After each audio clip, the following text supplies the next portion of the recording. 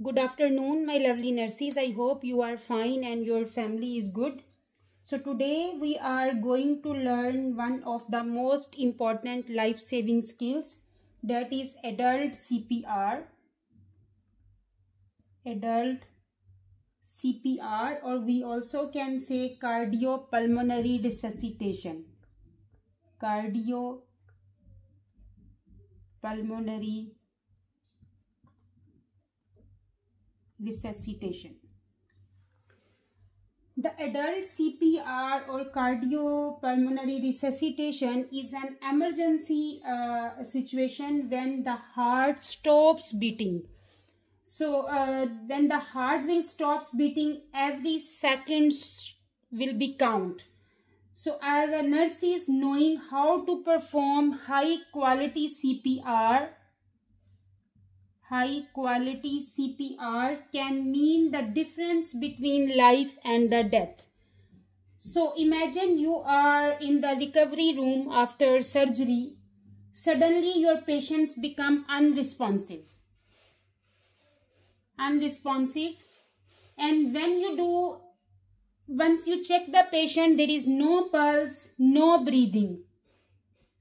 No pulse, no breathing. So what you do in the next few seconds could save the patient's life. So that's why today we shall talk about adult CPR, how to recognize cardiac arrest quickly and perform the steps that give your patient the best chance of survival. So a person's heart can stop without warning, but with the right action at the right time, you can bring that heart back. So today's topic, adult CPR, is not just a skill, it's a responsibility and a powerful tool that every healthcare professional must master. So be with me and learn about adult CPR, cardiopulmonary resuscitation. I will discuss many exam related points that is very important and is a crucial topic. So be with me and watch until end. So the cardiopulmonary resuscitation, the adult CPR, I will discuss as per the new guidelines of AHA, American Health, the society. I will talk about the American Health Association, the new guidelines of the cardiopulmonary resuscitation. So number one, why high quality CPR matters. Why high quality CPR matters. So CPR goal is to preserve perfusion.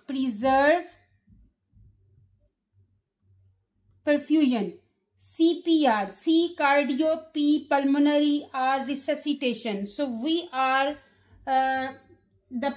we will preserve the perfusion of the heart and the lungs.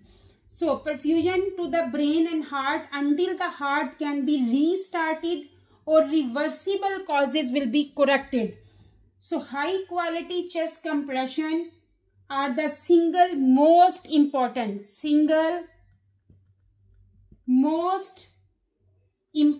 action.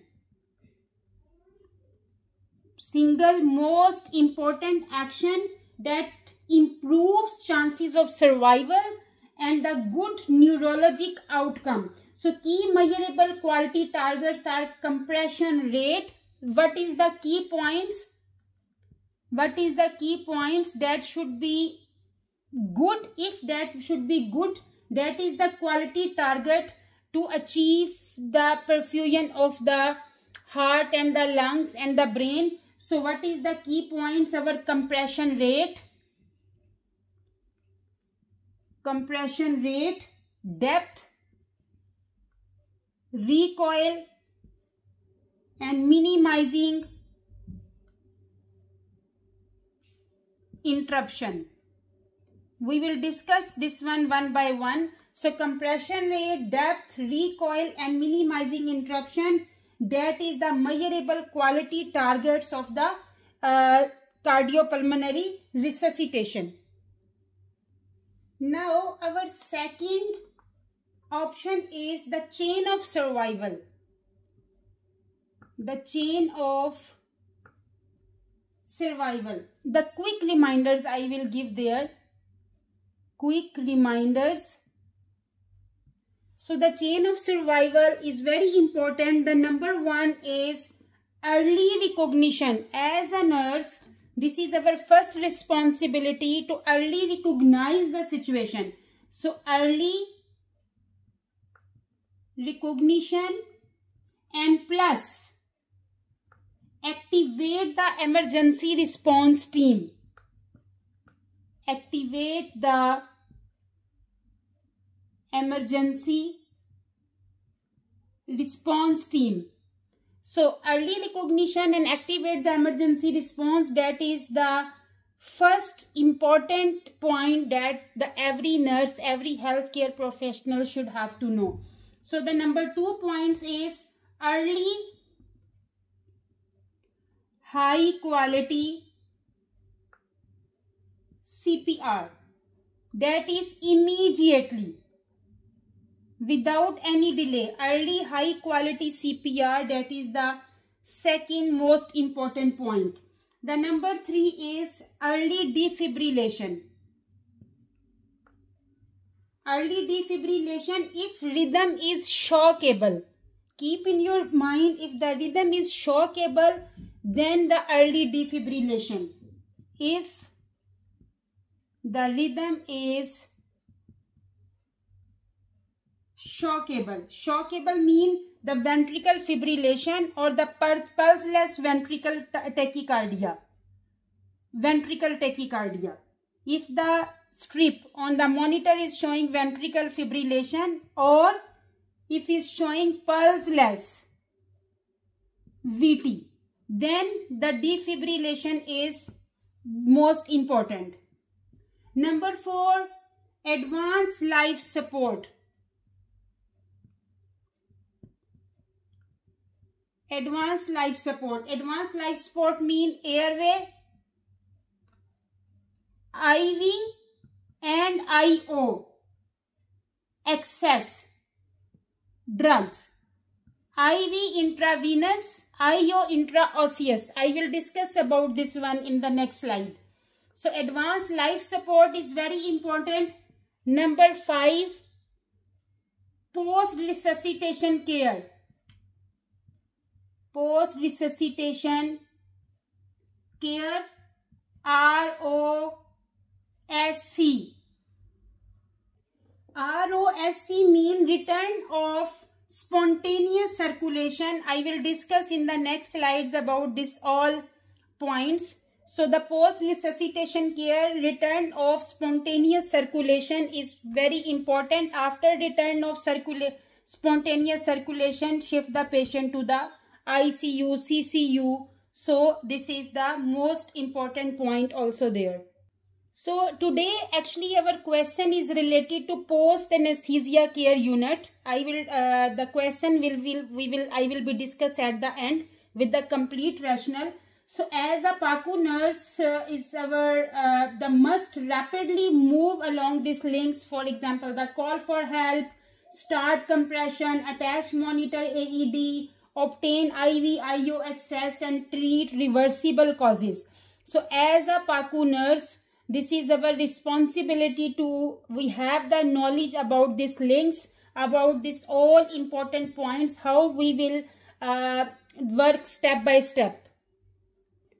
So because I discuss there some points that you should have to know. So the first point that I discussed, the early defibrillation, if the rhythm is shockable. So here I want to discuss about these points before going to the next slide. So early defibrillation if rhythm is shockable. So what is non-shockable and what is shockable? This you as a nurse we should have to know about this one. So I will discuss first the non-shockable rhythm. So what is non-shockable rhythm? During cardiac arrest, the heart may stop in different electrical pattern. If you will see on the monitor, if in the monitor ECG is going, so in the monitor you can see different electrical patterns.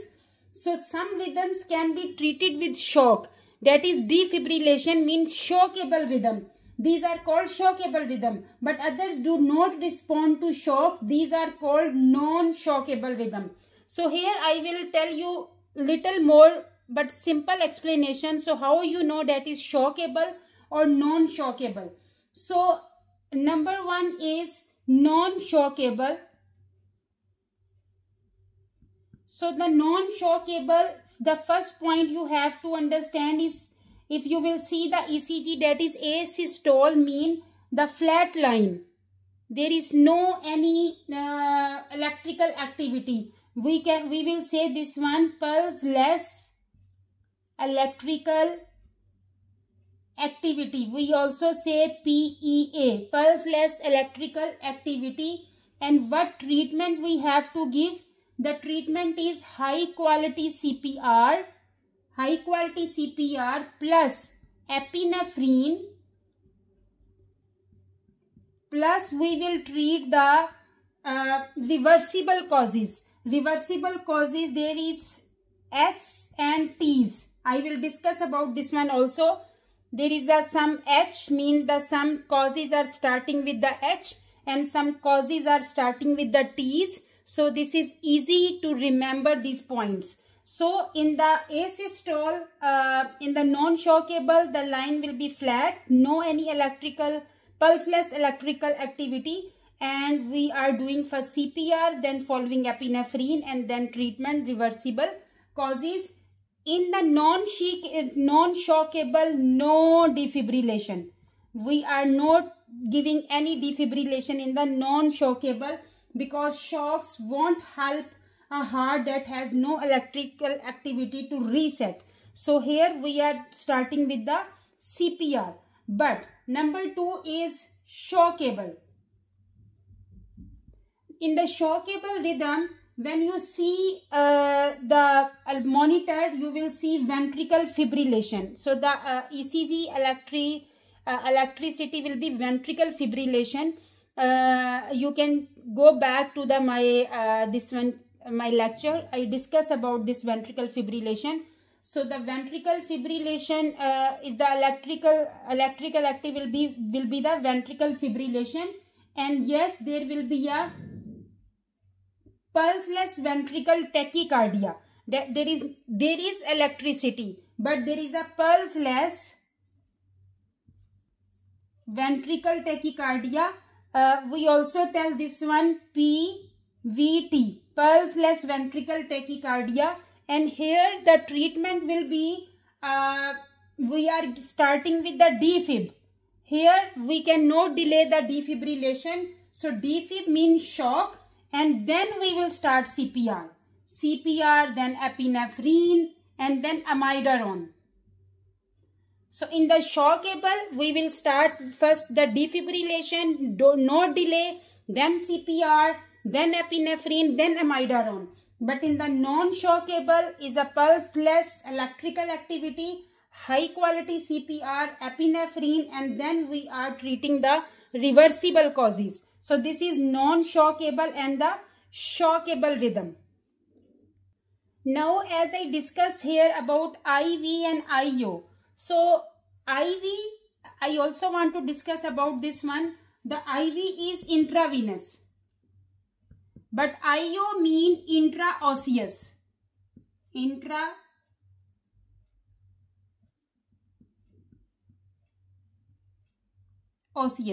So intravenous and intraosseous, there are two ways to give emergency medication or fluids during CPR or any resuscitation.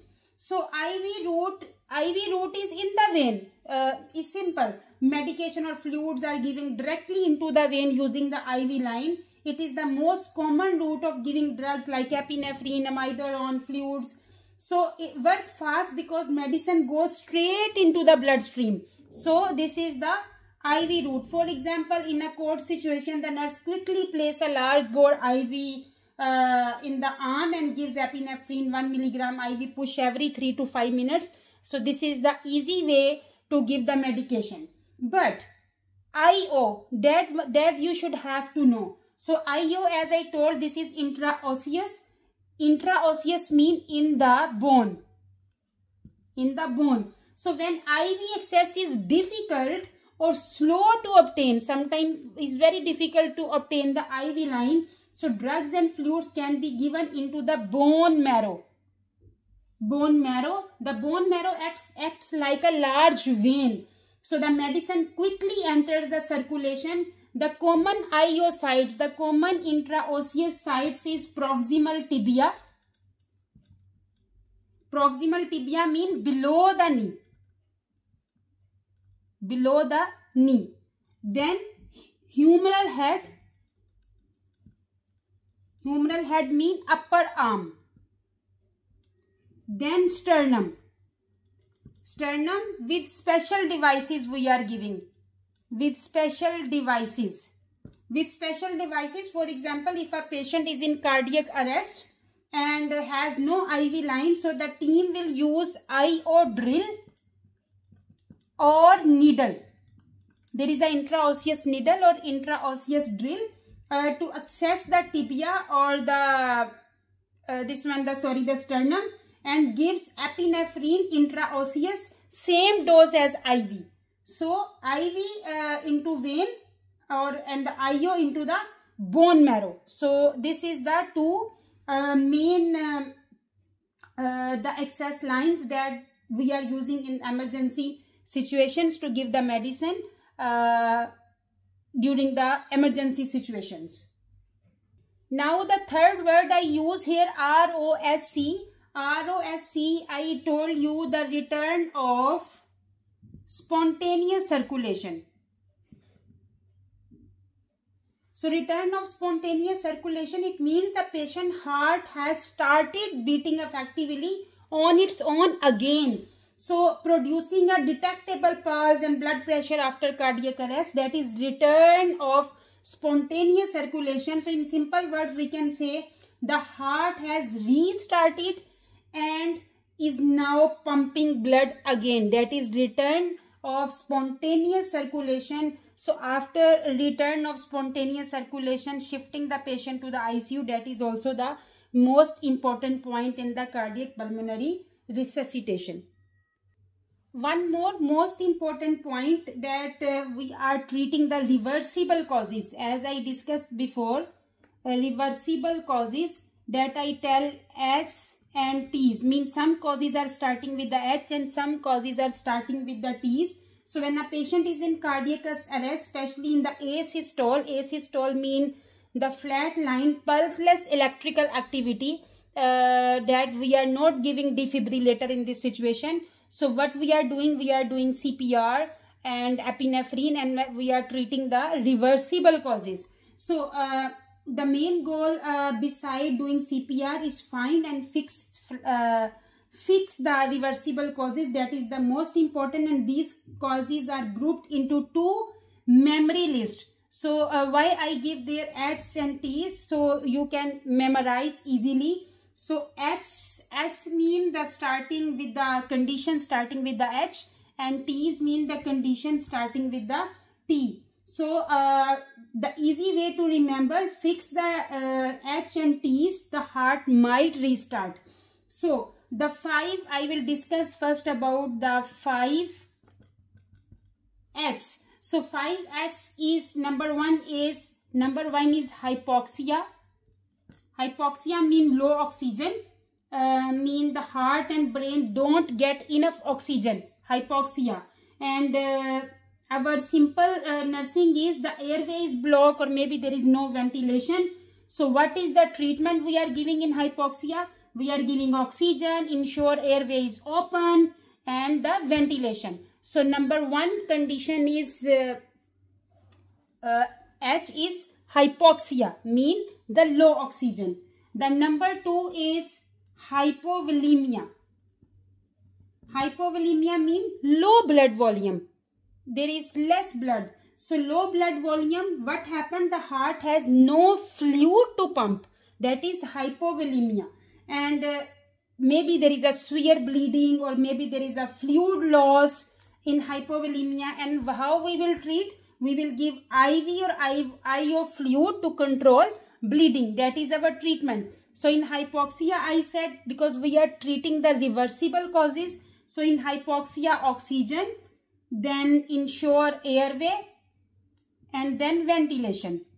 And in hypovolemia, we will give IV or IO fluids to control the bleeding, because patient has low blood volume. Number 3H is hydrogen ion. Hydrogen ion mean patient has acidosis. So acidosis means that too much acid in the blood. The hydrogen ion acidosis mean the patient has too much acid in the blood. And what will happen? Heart can't contract properly, because there is too much acid in the blood, so heart cannot contract properly. So what will happen? Maybe is due to from shock or poor ventilation. So how we will treat this reversible cause? We can give effective CPR, we can ventilate, and may give sodium bicarbonate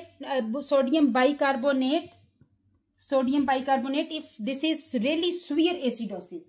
So the number 4H is hyper or hypokalemia. Hypo or hyperkalemia mean the potassium, high potassium.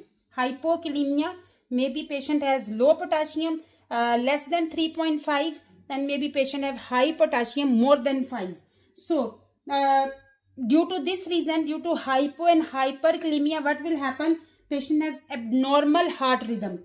And abnormal heart rhythm, potassium imbalance will affect the electrical activity of the heart. So patient have arrhythmias. So how we will treat this potassium? We will correct potassium. We will give calcium, insulin, glucose for hyperkalemia. For the hyperkalemia condition, if patient have more than 5 potassium, so we will give the calcium, insulin,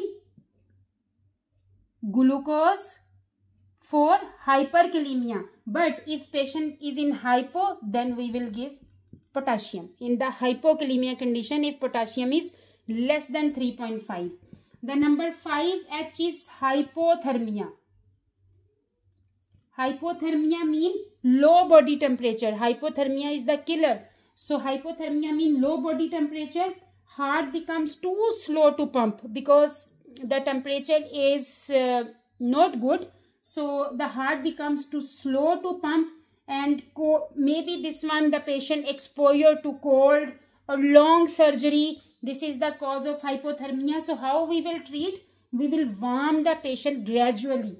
Blankets, warm fluids, bear hugger. So this is the reversible, how we will treat this one, the hypothermia, bear hugger, or warm the patient gradually, warm blankets. So this is the 5H, that is reversible causes. So heart can pump effectively after treating this reversible cause. Now we will talk about the 5 T's. Yes. So the 5 T's. T's mean the condition starting with the T. So number 1 T is tension pneumothorax. Tension pneumothorax. Tension pneumothorax mean the air trapped in the chest compresses heart. Air trap. We can say air trap. That is tension pneumothorax. So air leaks into the pleural spaces. The air will leak from the pleural spaces, and what is happening if air will leak? It will collapse the lung and heart can't fill properly. So the tension pneumothorax is also a very emergency, is a really emergency situation actually. So air leaks into the pleural space. Due to this reason, lungs will collapse, and once the lungs will collapse, the heart cannot fill. So it can seen mostly after the trauma or the surgery. the tension pneumothorax situation. So how we will treat this reversible cause? Because here we are talking about how to treat the this reversible causes. So we can do needle compression or chest tube, needle decompression or either the chest tube. So we can treat this reversible cause. The number 2 T is tamponade. Tamponade cardiac.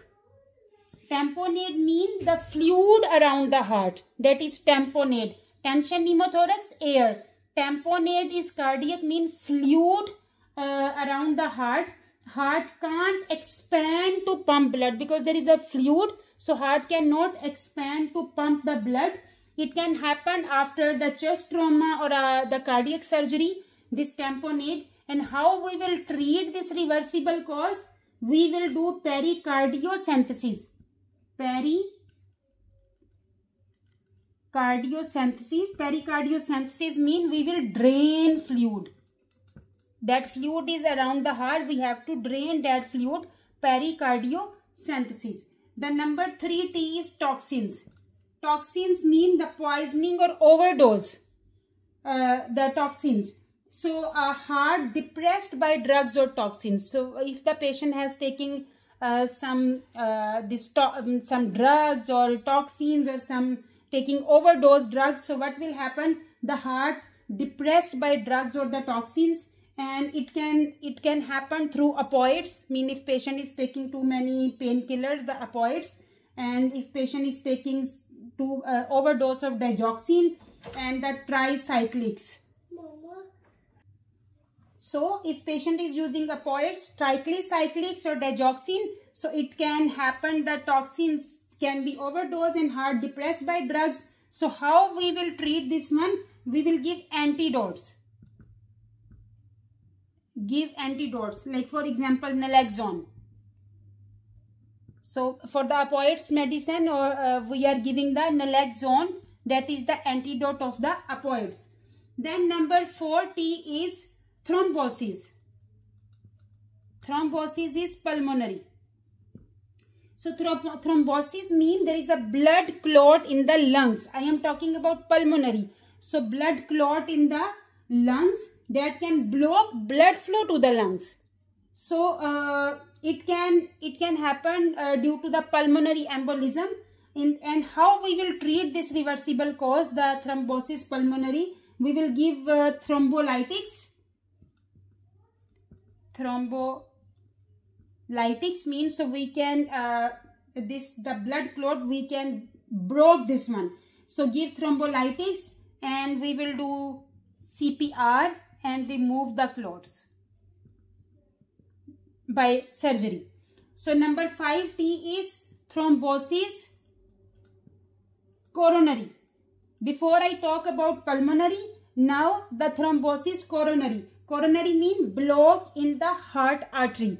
So there is a blockage in the heart artery. So what the causes can be, patient maybe have heart attack or arrest. So due to thrombosis coronary, patient can goes to the heart attack and the arrest, and this can cause, maybe if patient have MI during myocardial infarctions, patient can go to the thrombosis coronary. And in this situation, how we will treat this reversible cause? We will do PCI. PCI mean the angioplasty, or we will give thrombolytics. So this is the 5 T's: tension pneumothorax, tamponade cardiac, toxins, thrombosis pulmonary, and thrombosis coronary. These are the 5 T's. And in the reversible causes, to treat the reversible causes, we can take the back of the heart. We will take the perfusion of the heart back, and this is the most important. We have to know how to treat the reversible causes. Now we will come to the point 3, because the all points that I discussed with you, the return of spontaneous circulation, the reversible causes, the IVIO, that is from our point 2 of the CPR lecture, and the all points are very important. That's why I want to include in my lecture. So now we will come to the core elements of high quality CPR. Core elements of high quality CPR. So what is the core elements of high quality CPR? The number one is compression rate. So what's the compression rate should be? 100 to 120 compressions per minute. So 100 to 120 compressions per minute, that is as per the new guidelines of American Health Association. I will discuss there. Very important, related to exam points, so you should have to know about this one. So 100 to 120 compressions per minute. Then the depth, compression depth. So depth at least 2 inches, at least 2 inches, mean 5 centimeter, but avoid more than 2.5 inches or 6 centimeter. So here we can say 2 to 2.4 inches is okay, and 5 to 6 centimeter is okay, but not more than 2.4 inches, not more than 6 centimeter, not less than 2 inches, and not less than 5 centimeter. So this is the depth in the adults. Because we are talking about adult cardiopulmonary resuscitation. So here I am giving you the new guidelines of American Health Association as per the adult CPR. So the number 3 is full chest recoil. Full chest recoil mean after each compression, no leaning. For example, you are giving compression. When you give compression, wait for the chest to rise up. Because why? Allow venous return. So never leaning down. No leaning. So we have to avoid this one. So full chest recoil is the very important core element of high CPR. Then minimize interruption. Minimize interruptions. Minimize interruptions mean the total pause should be as short as possible. If you are doing chest compression, no need to pause. Or mean the pause as short as possible. Never stop the compression. So minimize interruption is also a very important element. Then the next is compression ventilation for adult healthcare provider is 30 compression and 2 breaths. Either single rescue or 2 rescue. We will give 30 compressions and the 2 breaths. That is the core element of high quality CPR. Then pulse rhythm check. Pulse rhythm check mean when checking for a pulse or rhythm, limit the pause to less than 10 seconds. Less than 10 seconds. So when we are checking after each compression, when we are checking the pulse, less than 10 seconds we have to check, not more than 10 seconds. Otherwise it will delay the CPR. So less than 10 seconds, if pulse is uncertain, still not found the pulse, we have to resume the compression. So that is the core elements of the high quality CPR. The step number 4 I will discuss when I will discuss the question, because it's related to step by step in the PACU scenario, that I will discuss at the end with the question with the complete rationale. So now I will talk about here step number 5. So step number 5 is drugs and timings. Drugs and timings, what to give and when, that is most important. So that first of all we are giving here epinephrine. Epinephrine 1 milligram, either IV intravenous or either IO intraosseous, every 3 to 5 minutes for cardiac arrest, for non-shockable rhythm. Keep in your mind, we are giving epinephrine in non-shockable rhythm, mean no need shock. In this situation, we are giving epinephrine 1 milligram IV or IO every 3 to 5 minutes. non-shockable rhythm, or asystole, pulseless electrical activity, all are same. Asystole, flat line. So give epinephrine as soon as possible, because early administration is associated with better ROCS, mean return of spontaneous circulation, in non-shockable arrest. So epinephrine early is the most important point. Then number 6, the number 6 step is defibrillation. When and why? Very important to know. So the defibrillation we are giving in the shockable rhythm. Shockable rhythm. The shockable rhythm mean the ventricle fibrillation and the pulseless ventricle tachycardia. The defibrillation we are giving in this situation, ventricle fibrillation or pulseless ventricle tachycardia. Immediate defibrillation, single shock followed by immediate CPR for 2 minutes. So we will give single shock and then we will start immediate CPR for 2 minutes.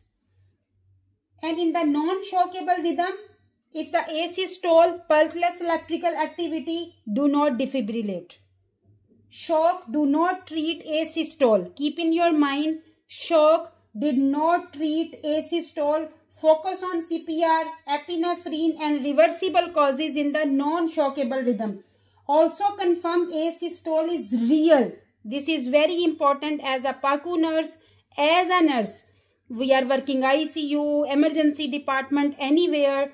We have to know either the asystole is real or not real. Mean we have to check leads and connection first. Mean the monitor is showing flat line and you say, oh, this is asystole, and you start CPR. No, this is wrong. We have to check the leads and connections first. And alternative lead. Before labeling rhythm as asystole, we have to check the connections first. Then number 7 is reversible causes. That I discussed before. The reversible causes mean H and T's. Always look for and treat. Because, for example, hypovolemia, hypoxia, the 5H I discussed before with you. Hypoxia, hypovolemia, hydrogen ion, like acidosis, hypothermia. These are the hypovolemia, hypoxia, hydrogen ion, hypo and hyperkalemia. Hyperkalemia.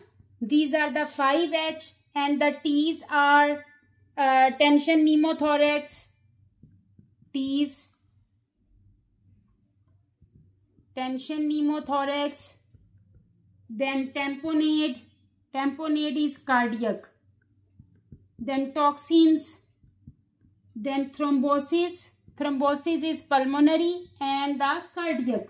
So in PACU specifically suspect airway obstruction, residual anesthetic, opioid overdose, because maybe patient take more opioids, the overdose, massive bleeding, pneumothorax after procedures. Rapidly address the likely causes while CPR continue. So the reversible causes, we have to know what's the cause of the cardiac arrest so we can treat accordingly during CPR. So this is the 7th point. The number 8 point, that is very important, the practical PACU pearls. I give this one, the practical PACU pearls. Mean we have to apply this advice. This is just a advice. So practical PACU pearls. The number 1 advice that I want to give, don't assume. Don't assume no pulse without checking leads and connection. Never assume patient don't have pulse when you check the monitor without checking leads and connection. A disconnected lead can look like asystole. mean if there is an ECG leads are not properly applied. Disconnected lead can look like asystole. So quickly check monitor leads and another lead view. So either we can change the ECG electrodes, maybe is not pasting properly, or we will check the connection. That is the most important point. Don't assume. That is the first advice. The number 2 advice, if opioids overdose suspected.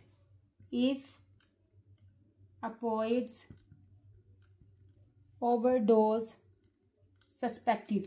In the patient, they are coming in the, after surgery, slow respiration leading to arrest. Maybe patient has overdose of opioids, so consider naloxone as per protocol. So, but do not delay chest compression or ACLS measures, but we have to check the first, maybe patient have opioid overdose, so our first priority is naloxone to give the antidote of the opioids. Number 3 is use feedback devices. Feedback devices mean like metronomes or the CPR pads with sensor. If available, to maintain rate, depth and the minimize pause. What is this one that the metronomes or the CPR pads with sensor? The metronome, especially a metronome is a device or sound app.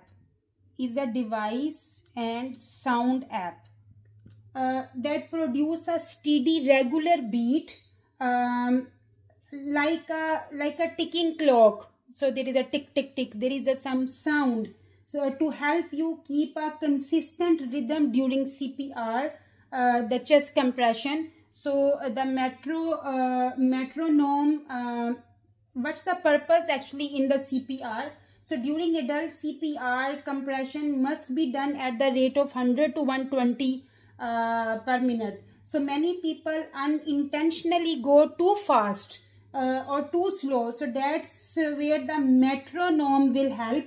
It gives an audible beep or click. For example, if healthcare provider is giving slow or very fast, so the metronome device will give you a beep or click, guide your hand speed. So every compression is at a correct pace. So if available metronome, we have to use this device during CPR.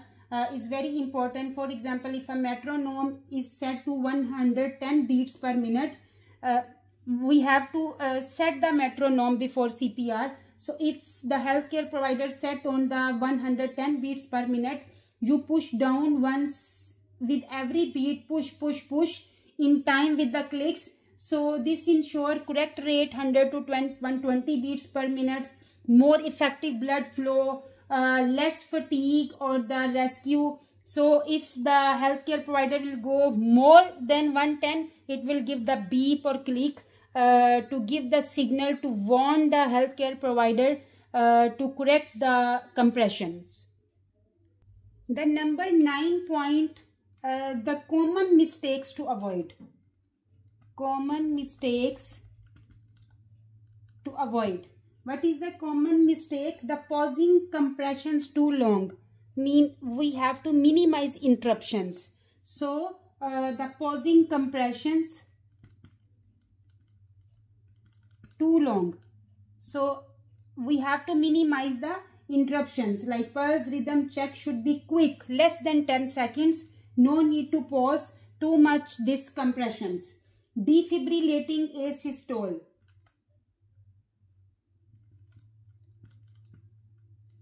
Asystole is the flat line. Patient is flat line, you have to do the CPR, but you give the defibrillation.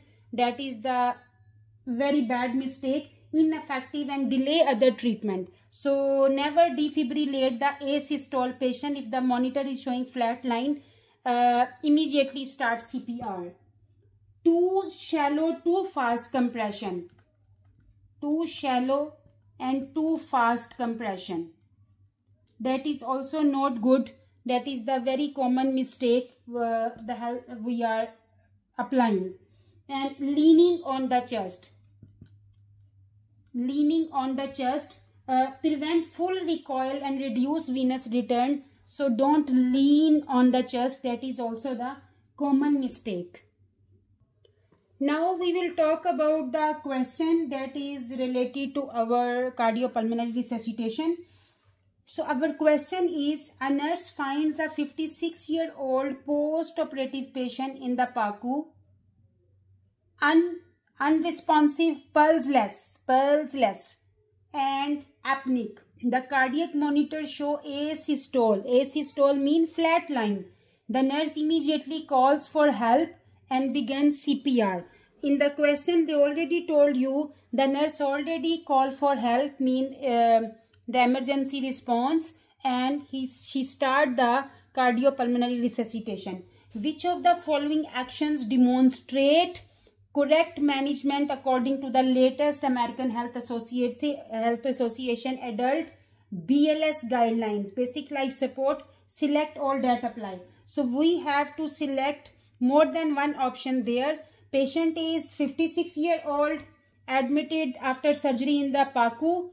Patient is unresponsive, pulseless, non-shockable rhythm, pulseless electrical activity. Patient is apneic.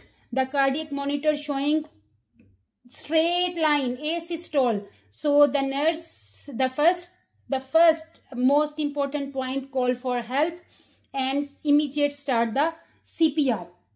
Now, which actions of the nurse demonstrate she is doing good as per the American Health Association guidelines?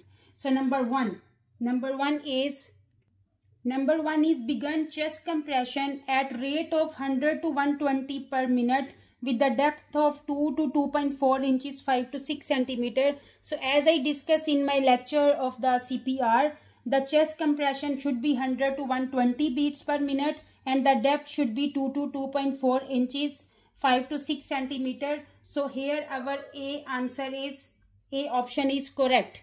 Number 2, provide 2 rescue breaths after every 15 chest compression since the patient is an adult. So this is wrong here. I discuss in my lectures the provide 2 rescue breaths after 30 compressions. After 30 compressions, if the patient is adult, so 2 breaths after 30 compression. So this is the wrong option here, because 2 rescue or 1 rescue, we have to give 30 compression after 2 breaths. So this is the wrong option here. Number C, ensure complete chest recoil between compressions to allow for adequate venous return. Yes, this is the right answer there, because the complete chest recoil is very important. I discussed in my lecture before adequate venous return. So this is our right option, C. Number D, switch compressions every 2 minutes to prevent fatigue and maintain effective compressions. Yes, for example, if 2 rescue is there and they are doing chest compression, so every 2 minutes they will change the if I am doing, I will after 2 minutes I will give my responsibility to the other rescue, so he will start the compression, so I will not feel fatigue. So switch compressions every 2 minutes to prevent fatigue and maintain effective compression. Yes, this is the right answer. D is correct. Number E, continue CPR and give epinephrine immediately since the patient is an asystole. As I discussed with you, the non-shockable rhythm, asystole, pulseless selectivity, all are same. So first is CPR, and then after CPR we have to give epinephrine 1 milligram every 3 to 5 minutes. Yes, this is the correct option. E is very important to give the epinephrine every 2 minutes or sooner.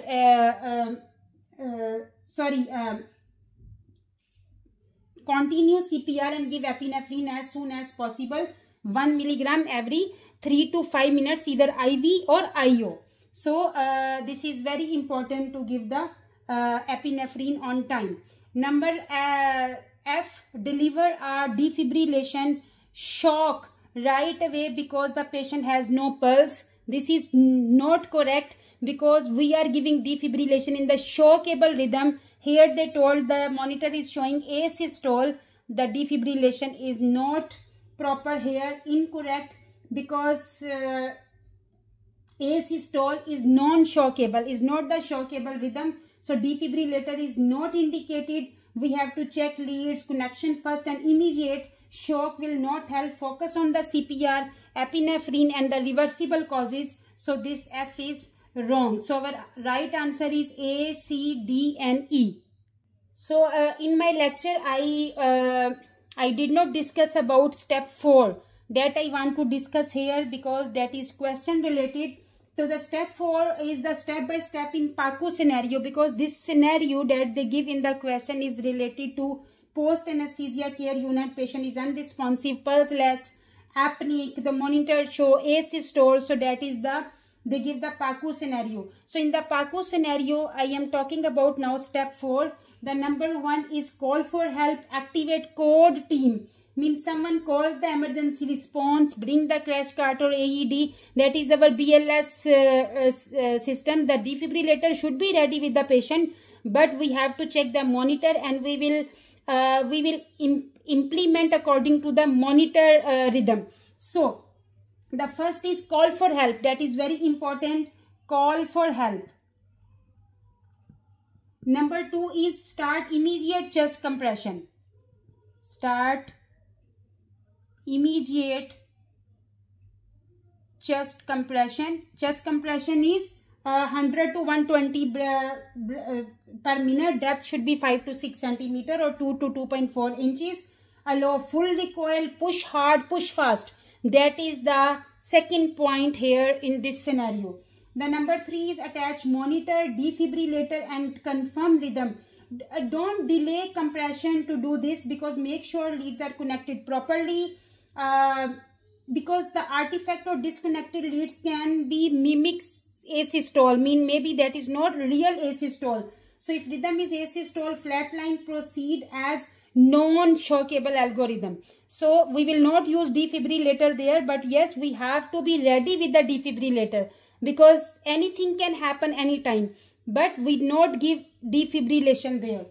If no pulse and rhythm, non-shockable, asystole, pulseless electrical activity, continue CPR without defibrillation, get IV IO access and give epinephrine 1 milligram IV IO every 3 to 5 minutes. While continuing CPR, search for reversible causes, the T's or H's. So what's the cause of the cardiac arrest? Rotate compression every 2 minutes. Why? Because or sooner if the other person is feeling fatigue. So to maintain compression quality, switch quickly to keep pause less than 10 seconds. Don't pause the compressions more than 10 seconds. Airway ventilation, if no advanced airway yet, perform 30 compression, 2 breaths. If an advanced airway, for example ETT, endotracheal tube and ventilator is available, is placed, give ventilation 1 breath every 6 seconds. While compressions continue. So reassess rhythm every 2 minutes. Every 2 minutes we have to reassess. We are giving chest compressions, and brief pause or rhythm pulse more than 10 seconds is not good. Less than 10 seconds. If rhythm becomes shockable, if you are checking the rhythm and rhythm convert to shockable, then we have to deliver appropriate shock and we have to resume CPR immediately. So I hope you like the lecture. If you like, please share and subscribe my YouTube channel, and don't forget to push the icon bell button so you can receive my coming videos notification. Thank you very much. Take care of your family. Allah Hafiz.